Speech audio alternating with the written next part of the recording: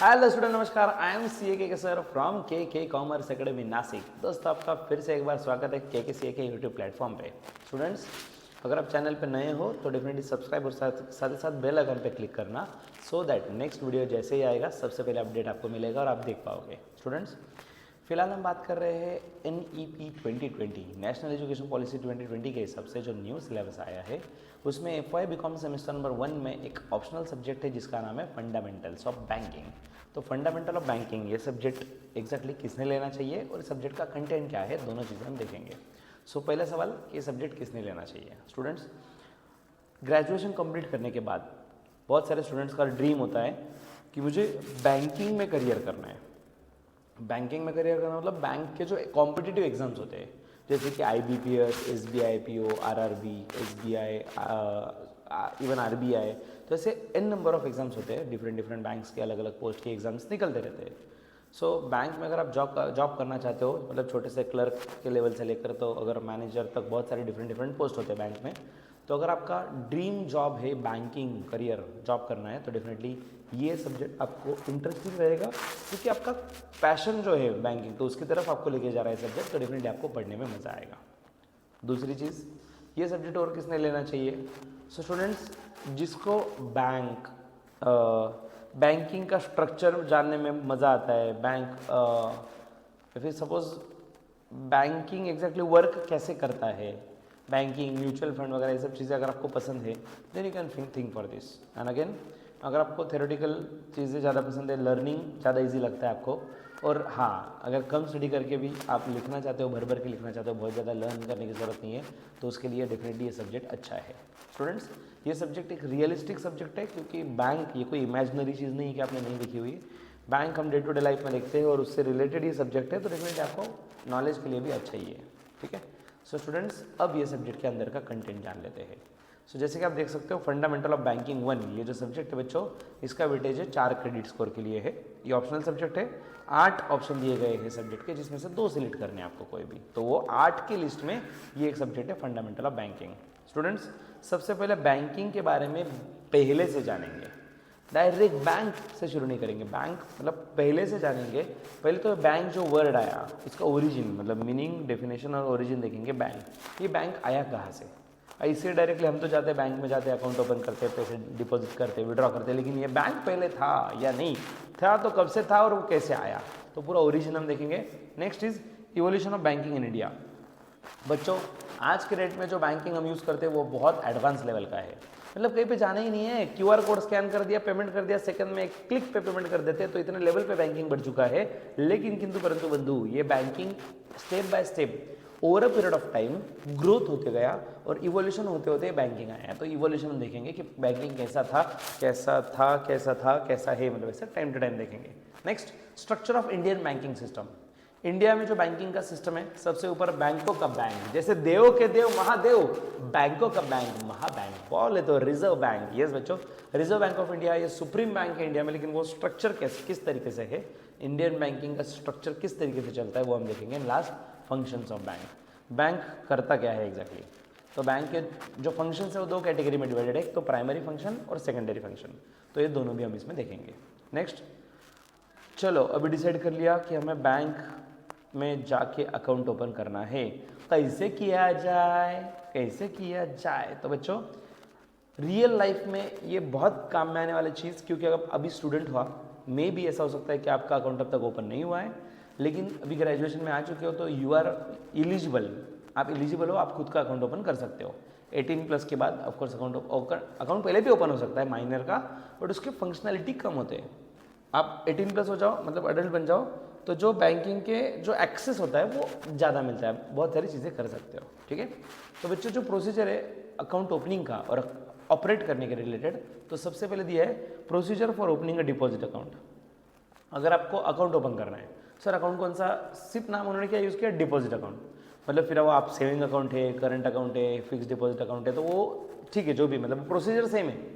Procedure जो basic चीज़ें वो सेम होती है। तो आपको बैंक में जाना है, KYC के रूल फॉलो करने हैं, एप्लीकेशन फॉर्म फिलअप करना है। अगर आप अकाउंट ओपन करना चाहते हो तो आपको प्रूफ देना पड़ेगा। एक होता है प्रूफ ऑफ आइडेंटिटी, दूसरा होता है प्रूफ ऑफ रेसिडेंस, एड्रेस जो है आपका, तो रेसिडेंस का प्रूफ, साथ ही साथ नॉमिनेशन। बच्चों ये कंपलसरी हो चुका है अभी, साइन तो करनी पड़ेगी क्योंकि अपने साइन पे चेक वगैरह क्लियर होगा ना। और नॉमिनेशन फैसिलिटी मतलब आपको कंपलसरी किसी ना किसी पर्सन का नाम देना पड़ता है एज अ नॉमिनी। मतलब अगर कल जाके आपको कुछ हो जाए, होना तो नहीं चाहिए लेकिन अगर ऐसा कुछ हो जाए, RIP हो जाए, तो बच्चों आपके ना होते हुए मतलब आप नहीं रहो तो उसके बाद भी आपके पैसे सेफली आपके जो फैमिली मेम्बर्स है, वी कैन से आपके जो डिपेंडेंट है उनको मिलना चाहिए, इसलिए नॉमिनेशन का फॉर्म दिया जाता है, तो उसमें नॉमिनी को अपॉइंट किया जाता है। Next, procedure for operating deposit account. चलो अकाउंट तो ओपन कर लिया, अकाउंट तो ओपन कर लिया, अब वो हैंडल कैसे करेंगे। सपोज बैंक में पैसा डिपॉजिट करना है तो उसके लिए पे इन स्लिप होती है, पैसे निकालने हैं तो विड्रॉल स्लिप होती है। अगर हमें कैसे समझेगा कि बैंक में कितना बैलेंस है, तो उसके लिए पासबुक होता है। किसी को अगर पेमेंट करना है तो चेक बुक दिया जाता है। फिक्स डिपॉजिट अगर हम बैंक में FD कर दे तो अपने उसके लिए फिक्स डिपॉजिट रिसिप्ट मिलती है। क्या FD का पैसा हम पहले निकाल सकते हैं या नहीं? नॉर्मली तो बोला जाता है FD मतलब फिक्स पीरियड के लिए पैसे डिपॉजिट हो जाता है, पैसा निकाल नहीं सकते, लेकिन आंसर इज रियलिटी में अगर बताए तो पैसे निकाले जा सकते हैं, लेकिन कौन से सिचुएशन में, और अगर निकाले तो कुछ नुकसान होता है क्या, ये टॉपिक में हमें दिया गया है। ठीक है, नेक्स्ट चलो स्टार्टिंग तो हमने अकाउंट ओपनिंग से की, अब क्लोजर की भी बात कर लेते हैं। यस, अगर अकाउंट हमें क्लोज करना है या फिर सपोज हम शिफ्ट हो गए एक प्लेस से, हमें एक सिटी से दूसरे सिटी में शिफ्ट हो गए, now we want to transfer our account, तो अकाउंट ट्रांसफर का भी प्रोसेस इसमें दिया गया है। Death claim procedure. बच्चों जैसे मैंने बताया कि अगर अकाउंट होल्डर की सपोज डेथ हो जाए तो नॉमिनी क्लेम कर सकते हैं कि भाई ये पैसा हमारे नाम पे कर दिया जाए, तो डेथ क्लेम करने की प्रोसीजर तक हमें सिलेबस में दी गई है। Next, account holder. Account holder के टाइप्स होते हैं, तो बेसिकली दो टाइप के अकाउंट होल्डर है, एक है इंडिविजुअल अकाउंट होल्डर और दूसरा है इंस्टीट्यूशनल अकाउंट होल्डर।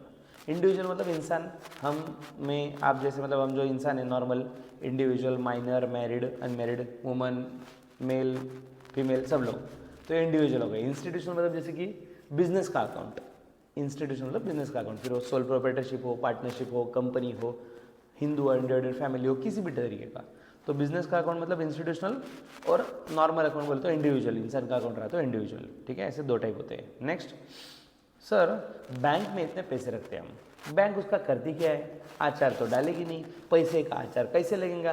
कैरी का आचार अच्छा लगता है, कैरी का, लेकिन पैसे का कैसे लगेगा भाई? तो पैसे का करेंगे क्या भाव? तो बच्चों बैंक का सबसे इंपॉर्टेंट काम होता है accepting the deposit and granting loan. लोगों से पैसे डिपॉजिट किए, वो ऑफकोर्स जिसको ज़रूरत है उसको loan as a loan provide करना। तो बच्चों लोन अगर देना है तो उससे रिलेटेड कुछ प्रिंसिपल है, जैसे कि सेफ्टी। कोई भी आएगा कल, विजय माल्या जैसा आदमी आएगा, बोलेगा मेरे को लोन चाहिए, तुम दे दोगे क्या? नहीं देना चाहिए ना। तो सेफ्टी, लिक्विडिटी, प्रॉफिटेबिलिटी, ये सब हम देखेंगे। साथ ही साथ डाइवर्सिफिकेशन ऑफ रिस्क, एक ही जगह पे बहुत सारा लोन नहीं देना है, उसको डाइवर्सिफिकेशन करना है, ये भी हम पढ़ेंगे इसमें। Next, CIBIL report. बच्चों अगर आप बैंक में कभी भी जाओ, लोन लेना है, आप सिर्फ बोलो लोन लेना है, तो अगला सवाल आ जाएगा आपका सिबिल चेक करना पड़ेगा। मतलब पहले बेसिक सवाल पूछेंगे हो, आप क्या करते हो, आपका प्रोफेशन क्या है, इनकम कितना है, इनकम टैक्स रिटर्न वगैरह वगैरह, लेकिन सिबिल चेक किए बिना आपको कुछ नहीं मिलेगा। सिबिल रिपोर्ट मतलब, सिबिल रिपोर्ट बोले तो मतलब थोड़े ऐसे लैंग्वेज में बोलना नहीं चाहिए, बट रियलिटी बोले तो आपकी फाइनेंशियल लायकी, औकात, आप लोन लेने के कैपेबल हो या नहीं, वो सिबिल से समझ आएगा। और साथ ही साथ बैलेंस शीट, तो आपको बैलेंस शीट वगैरह भी देना ही पड़ेगा बैंक को। ठीक है, नेक्स्ट, ये सब डॉक्यूमेंट्स हम सबमिट करेंगे। अब फाइनली निगोशिएबल इंस्ट्रूमेंट। बच्चों निगोशिएबल मतलब ट्रांसफरेबल और इंस्ट्रूमेंट मतलब डॉक्यूमेंट।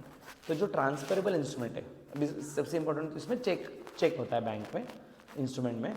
तो बच्चों हम देखेंगे पहले तो निगोशिएबल इंस्ट्रूमेंट मतलब क्या, क्योंकि नया टर्म है हमारे लिए, तो इसका मीनिंग, डेफिनेशन और कैरेक्टरिस्टिक्स देखेंगे कि निगोशिएबल इंस्ट्रूमेंट कैसा होता है।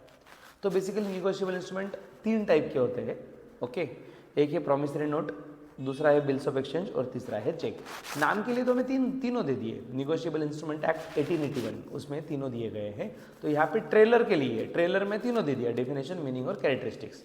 लेकिन डिटेल में स्टडी किया है सिर्फ एक फाइनेंशियल, एक इंस्ट्रूमेंट का, जो है चेक। तो देखो बच्चों, चेक में हमें आगे दिया गया है टाइप्स ऑफ चेक्स, कौन से टाइप के चेक होते हैं, बियरर, ऑर्डर, क्रॉस चेक कैसे होते हैं। क्रॉस चेक मतलब चेक पे क्रॉसिंग की जाती है, लेकिन क्रॉसिंग किस तरीके की करते हैं, उस पर टाइप्स ऑफ क्रॉसिंग है, जनरल क्रॉसिंग या special crossing. Next, dishonour of cheque. अपन बोलते हैं ना चेक बाउंस हो गया, डब, ऐसा नहीं बाउंस होता रहे। अगर आपके बैंक में बैलेंस नहीं है, आपने किसी को 1 लाख का चेक दिया बैंक में 70,000 बैलेंस है, कैसे क्लियर होगा? वो तो बाउंस बोले तो डिसऑनर हो जाएगा ना। तो डिसऑनर के बारे में हम पढ़ेंगे। Last is endorsement. एंडोर्समेंट मतलब ट्रांसफ़र करना, ठीक है। सो हम देखेंगे कि एंडोर्समेंट का मीनिंग क्या है, साथ ही साथ उसका डेफिनेशन क्या है। तो बच्चों ये सब कुछ हम जानेंगे। अगर हम बात करें वेटेज की, तो बच्चों इसका जो डिस्ट्रीब्यूशन है 30-70 है। इंटरनल असेसमेंट 30% वेटेज है, और ऑफकोर्स आपका जो सेमिस्टर एंड का एग्जाम, फाइनल एग्जाम रहेगा, वो 70% वेटेज के लिए रहेगा। और दोनों भी पेपर में आपको 40% पासिंग है, ईच सेपरेट पासिंग ज़रूरी है, तभी आप आगे एलिजिबल हो जाते हो सब्जेक्ट क्लियरेंस के बाद, ठीक है। सो स्टूडेंट्स अभी के लिए इतना ही, जल्दी मिलेंगे अगले सेशन में। स्टूडेंट्स याद रखो, आपको डाउनलोड करना है हमारा ऐप, जहाँ पे आपको डिटेल कंटेंट मिलेगा। ऐप का नाम है KKCA। बस ऐप स्टोर वालों आपको टाइप करना है my coaching by Apex, description box में लिंक दिया गया है। So students happy learning with KKCA, bye bye.